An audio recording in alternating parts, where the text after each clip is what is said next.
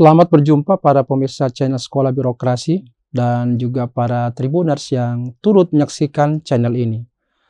Sekolah Birokrasi ini merupakan channel yang secara khusus mengulas berbagai pengetahuan terkait dengan upaya bagaimana birokrasi mentransformasi diri menjadi mesin pemerintahan yang responsif dan adaptif terhadap perubahan. Tema kita kali ini adalah bagaimana membangun kepemerintahan yang responsif. Ini merupakan sebuah tema yang lagi hangat sekarang ini, arahnya bagi pemerintah, karena sedemikian banyak tuntutan dan tantangan yang dihadapi pemerintah harus bisa direspon dengan baik. Jadi responsivitas ini merupakan sebuah nilai inti pemerintahan yang mampu menjamin adanya partisipasi yang sama dari warga, perlakuan yang sama, dan hak yang sama di depan hukum. Semua orang, termasuk kaum miskin, perempuan, dari kalangan berbagai etnis dan agama, kaum minoritas, masyarakat adat, dan kelompok dari mereka yang kurang beruntung lainnya, itu memiliki hak yang sama untuk berpartisipasi secara berarti dalam proses pemerintahan dan mempengaruhi keputusan yang akan mempengaruhi mereka sendiri. Responsivitas ini juga berarti bahwa lembaga dan kebijakan pemerintah itu sudah dapat diakses, harus akuntabel dan responsif terhadap kelompok yang kurang beruntung, melindungi kepentingan mereka dan memberikan kesempatan yang sama bagi masyarakat yang beragam untuk layanan publik yang lebih adil, memberikan pelayanan kesehatan yang baik, serta pendidikan dan berbagai macam layanan-layanan lainnya. Pertanyaannya, mengapa pemerintahan responsif itu penting? Nah, kita bisa melihat bahwa beberapa negara itu telah membuat kemajuan ekonomi yang pesat. Tetapi keuntungan ini belum tentu didistribusikan dengan baik. Baik dalam arti sama atau merata, ya, baik antara mereka atau di dalam kelompok-kelompok yang berbeda. Sehingga akibatnya banyak menimbulkan kerusuhan-kerusuhan sosial, ya, demonstrasi-demonstrasi atas ungkapan ketidakpuasan. Dan ini tentu akan menghambat pembangunan ekonomi secara real.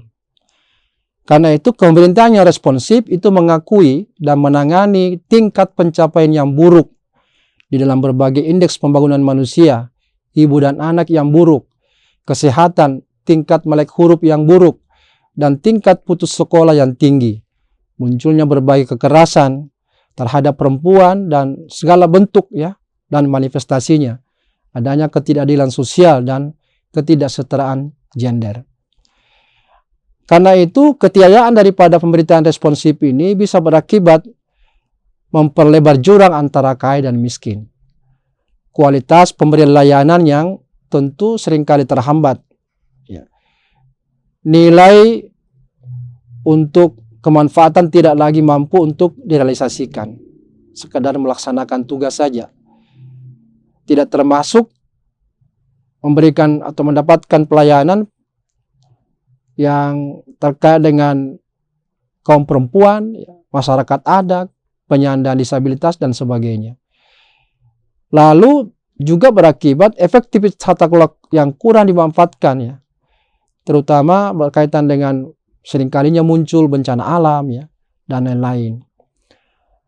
Nah, akibat daripada pemerintah yang tidak responsif ini itu akan mencegah negara melaksanakan hak asasi kepada masyarakatnya, akan menciptakan ketidaksetaraan sosial dan ketidaksetaraan ekonomi yang terus-menerus berlangsung, akan mengabaikan kebutuhan dan kepentingan mereka yang paling dirugikan, terutama bagi mereka-mereka yang terpinggirkan. Karena itu pemerintah yang responsif ini akan kuat bila mampu memanfaatkan teknologi informasi, komunikasi yang berbasis pada internet atau website, atau juga melakukan berbagai macam pertemuan-pertemuan dengan kelompok-kelompok masyarakat atau publik, baik dengan langsung maupun menggunakan media daring. Audit sosial, kemitraan pemerintah dan swasta juga itu akan tercipta jika pemerintah itu sudah responsif, ya. Jadi pemerintah tidak lagi takut untuk diaudit. Kemudian pemerintah juga akan menyediakan informasi secara terbuka dan berkelanjutan, akan mendukung tata pemerintahnya akan lebih baik, dan pemerintah akan lebih akuntabel. Dan pendekatan-pendekatan yang digunakan pemerintahan responsif itu lebih banyak pada dasarnya pada aspek pemenuhan kebutuhan, ya. Lalu menyadari pentingnya nilai atau kemanfaatan bagi publik atas apa yang dikerjakan oleh pemerintah.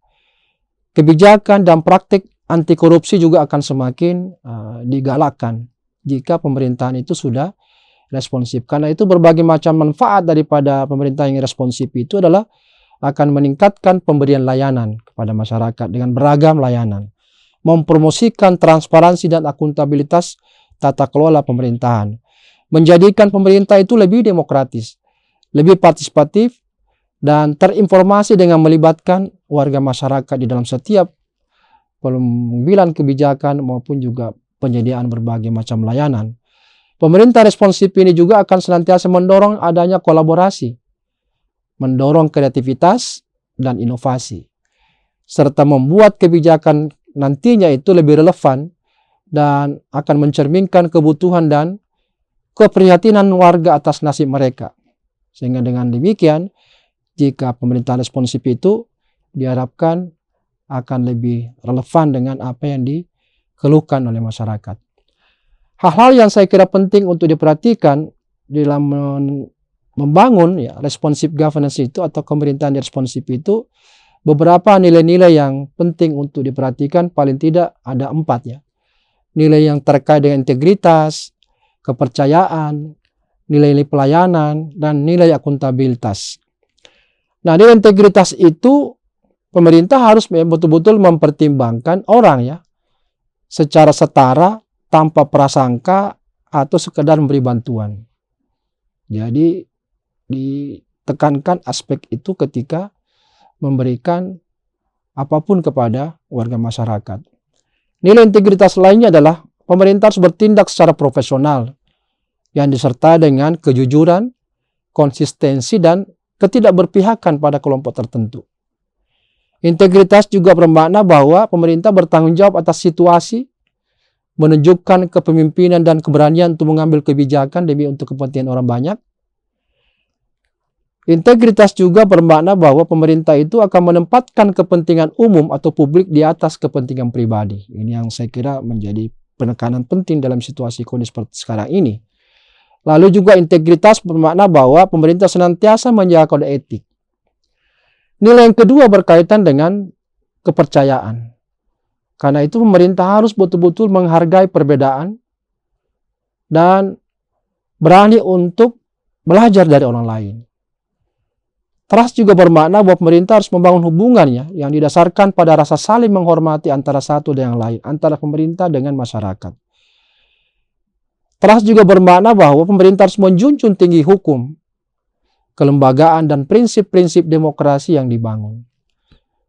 Dan trust juga bermakna bahwa komunikasikan niat pemerintah dengan jelas dan mengundang masyarakat di dalam terlibat berbagai macam tim yang akan dibuat berkaitan dengan kebijakan maupun layanan dibuat pemerintah dan mengedepankan aspek kolaboratif. Kepercayaan juga bermakna bahwa pemerintah harus membuka diri untuk menerima saran-saran dari berbagai pihak. Nah, nilai yang ketiga adalah layanan atau services. Nah, ini pemerintah harus betul-betul memberikan layanan secara adil dengan lebih fokus pada kebutuhan pelanggan. Jadi bukan satu arah yang menentukan pemerintah, tapi betul-betul bersumber dari kebutuhan nyata daripada masyarakat. Kemudian pemerintah itu harus memang lebih fleksibel, ya, inovatif, dan dapat diandalkan ketika masyarakat bertumpu pada pemerintah berkait dengan pemberian layanan kepada mereka. Kemudian jangan sungkan untuk melibatkan organisasi-organisasi non-pemerintah atau non-laba gitu dalam upaya untuk meningkatkan kualitas kepemerintahannya. Pemerintah harus fokus pada kualitas sambil juga memaksimalkan pemberian layanan. Jadi aspek kualitas jangan sampai kemudian dinomorduakan, tetapi betul-betul memperhatikan aspek itu. Sehingga apa yang dirasakan masyarakat betul-betul sesuatu yang mampu memberikan solusi bagi mereka yang dihadapi oleh mereka. Service juga itu harus memperhatikan biaya layanan. Jadi kalau bisa gratis, tapi kalau tidak memungkinkan ya seminimal mungkin masyarakat terbebani dengan biaya. Ini prinsip-prinsip dan nilai-nilai yang harus diemban pemerintah ketika mengedepankan aspek pelayanan. Dan nilai yang keempat adalah persoalan akuntabilitas. Nah, ini tadi berkaitan dengan layanan, bahwa pastikan pemerintah itu memberikan layanan yang berkualitas, bertanggung jawab atas keputusan dan tindakan, membuka transparansi, dan memungkinkan pengawasan dari publik terkait pelaksanaan dan proses penyelenggaraan pemerintahan. Dan juga tidak bisa diabaikan adalah standar keselamatan di dalam pemberian layanan. Dan yang saya kira sangat penting, walaupun dia bersifat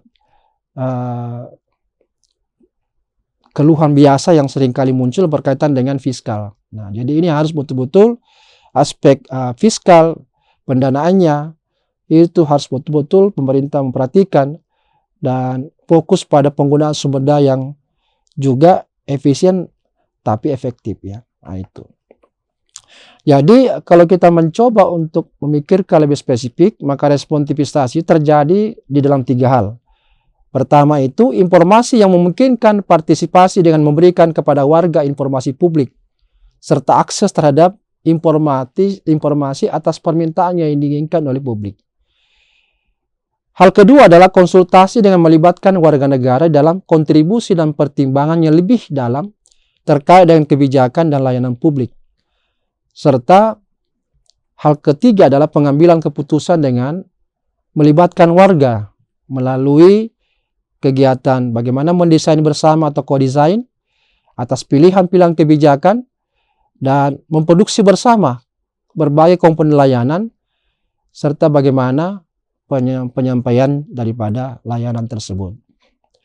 Nah, upaya-upaya untuk bisa dilakukan untuk mencapai pemerintahan responsif itu hendaknya merespon dengan efisien dan efektif terkait dengan kebutuhan warga. Berupaya untuk memenuhi peningkatan permintaan warga dan makin menurunnya kepercayaan publik kepada pemerintah itu harus bisa diatasi.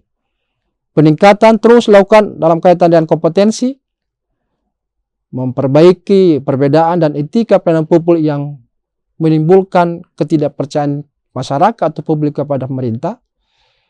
Bagaimana kemudian terus berupaya meningkatkan keterlibatan warga dan memberikan kesempatan kepada mereka untuk terlibat dalam berbagai macam proses penyediaan layanan maupun kebijakan yang dibuat. Dan upayakan supaya layanan yang diberikan itu harus beragam saluran ya. Kalau perlu dibuatkan di dalam bentuk aplikasi sehingga partisipasi masyarakat di dalam membantu pemerintah responsif itu bisa lebih luas dilakukan. Jadi pemerintahan responsif itu dicirikan oleh beberapa hal. Pertama, bagaimana secara kelembagaan pemerintah itu merespons secara efisien dan efektif ya, terkait dengan kebutuhan dan permintaan warga masyarakat. Yang kedua, meningkatkan kemampuan pemerintah untuk memenuhi permintaan warga masyarakat dan berupaya untuk mengurangi menurunnya tingkat kepercayaan publik baik kepada mitra pemerintah maupun kepada warga masyarakatnya atau konstituennya.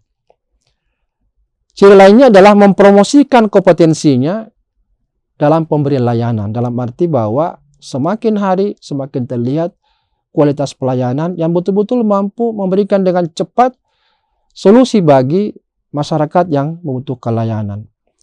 Kemudian juga pemerintah responsif itu akan menonjolkan sikap beretika ketika berhadapan dengan masyarakat.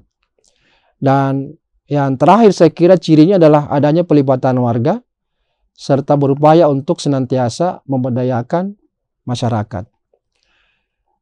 Menyediakan pemberian layanan yang beragam saluran ya, dan pembangunan partisipasi masyarakat secara elektronik dan melakukan kerjasama dengan berbagai pihak dan terus berupaya untuk meningkatkan partisipasi publik sebagai kebutuhan bagi peningkatan tindakan di dalam kepemerintahan bagi masyarakat dan pembangunan. Pemerintah akan terus membangun aspek dari sisi kualitas, kuantitas dalam penyediaan layanan kepada publik, serta menekankan pentingnya kualitas dan kesamaan atau aspek keadilan di dalam penyediaan dan pemberian akses yang lebih besar kepada warga di dalam mereka menerima layanan.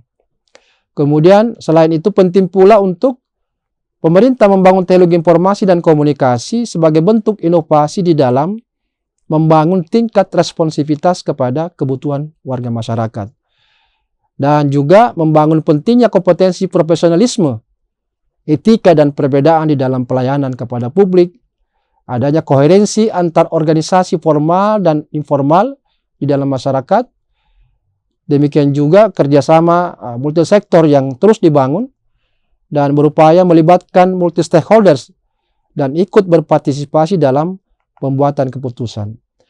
Jadi kesimpulan yang kita bisa ambil dari responsive governance atau kepemerintahan responsif itu, manakala sudah tercipta tata pemerintahan yang baik, yang berarti bahwa administrasi yang digunakan di dalam menyelenggarakan pemerintahan itu sudah responsif. Kesimpulan kedua bahwa ada komitmen lokal dan kepemilikan reformasi dalam birokrasi yang terus dikembangkan dan ditingkatkan. Dan yang ketiga adalah adanya ide-ide baru untuk terus meningkatkan tata kelola, kepemilikan inisiatif dan komitmen yang baik untuk terus melakukan upaya-upaya reformasi sehingga berujung pada pemerintahan yang mampu merespon dengan baik terkait dengan kebutuhan nyata dari masyarakat. Inilah yang ingin saya sampaikan berkaitan dengan bagaimana kita memahami dan membangun kepemerintahan yang responsif yang sangat penting dihadirkan saat ini.